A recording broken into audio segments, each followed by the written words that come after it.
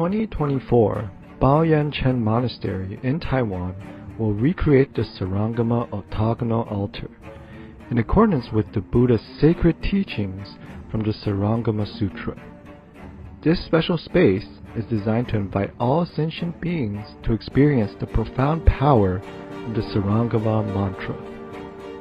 More than 2,500 years ago, the Buddha used this powerful mantra to free his disciple Ananda from the karmic entanglements of love with Matanga's daughter.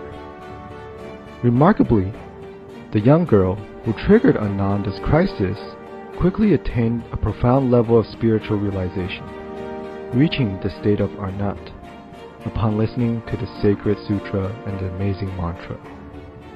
Reciting or simply listening to this powerful Buddhist mantra will indeed dissolve all mental and spiritual obstacles, even the deepest karmic ties. To all truth seekers, please cherish and seize this rare and extraordinary opportunity.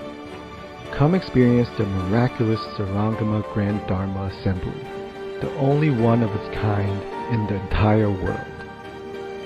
Baoyan Monastery warmly invites each of you to join us. Please come and resonate with the amazing universe at the Grand Dharma Assembly.